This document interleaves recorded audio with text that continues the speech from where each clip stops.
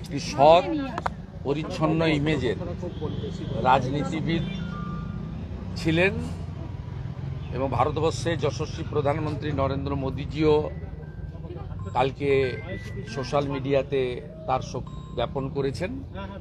শুধু পশ্চিমবঙ্গ নয়, গোটা ভারতবর্ষ জুড়েই এই মহান মানুষটির প্রতি শ্রদ্ধা জ্ঞাপন হচ্ছে এবং তিনি পশ্চিমবঙ্গের একজন রাজনীতিবিদ এবং সংসদীয় গণতন্ত্রের অন্যতম শরিক হিসেবে তার ভূমিকা রেখে গেছেন। আমরা ভারতীয় জনতা পার্টির বিধায়করা যারা কলকাতায় ছিলেন, আমার উপস্থিতিতে আমরা পুষ্পার্ঘ্য নিবেদন করে তার বিদেহী আত্মাকে শ্রদ্ধা জ্ঞাপন করলাম।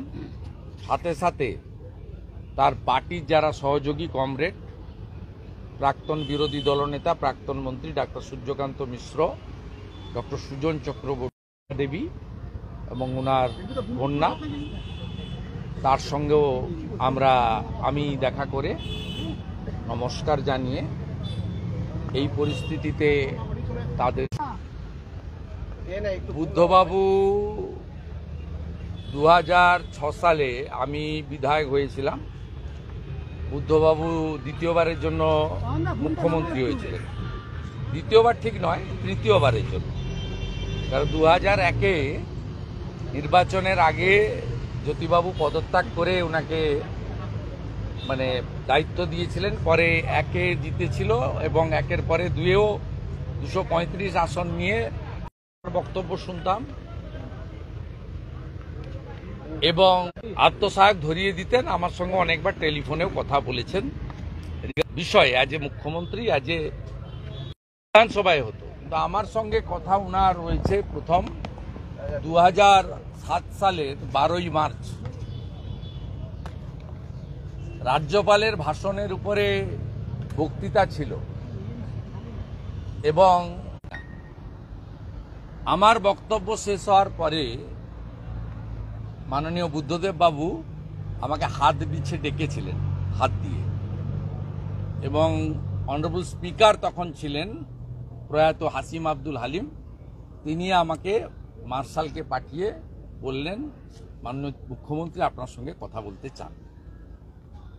তা আমি অধ্যক্ষ মহোদয়ের পিছন দিয়ে গিয়ে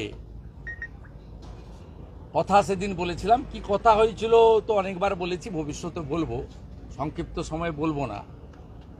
তার জন্য আমাকে তৃণমূল কংগ্রেস পানিশমেন্ট দিয়েছিল। আজকে যিনি জেলবন্দি আছেন, তৎকালীন তৃণমূলের যিনি leader of the legislature party ছিলেন, লিডার অব দ্য অপোজিশন, সেই 30 সদস্য বিশিষ্ট তৃণমূল বিধায়ক দলের যিনি নেতা ছিলেন পার্থ চ্যাটার্জি। এই কারণে পার্থ চ্যাটার্জি বললাম, কারণ তখন উনি ডক্টরেট হননি। Leader of the Trinamool Congress legislature party, তার অথবা তৃণমূলের মালিকের পারমিশন ছাড়া ডেকে ফেলেছেন। আমি চলে গেছি। আমি তখন junior MLA, first time elected. আমি চলে গেছি। এই অপরাধে আমাকে শাস্তি পেতে হয়েছিল। সেটা আজকের এই বিধানসভায় এসে আমার মনে পড়ে যাচ্ছে। তাই বুদ্ধবাবুর বিদেহী আত্মা অমরত্ব পাক এবং তিনি পশ্চিমবাংলার তার রাজনৈতিক নীতির বিরোধী আমরা ছিলাম, আছি, ভবিষ্যতেও থাকব। কারণ কমিউনিস্ট পার্টির নীতির সঙ্গে ভারতীয় জনতা পার্টি বা জাতীয়তাবাদী দলের নীতির আদর্শের সঙ্গে কখনোই মেলে না। তাই ব্যক্তি বুদ্ধদেব ভট্টাচার্য, তার সততা, নিষ্ঠা, তার সহজ সরল অতি সাধারণ জীবনযাপন আজকের দিনের রাজনীতিবিদদের কাছে একটা বড় ব্যতিক্রমী দৃষ্টান্ত বলে আমি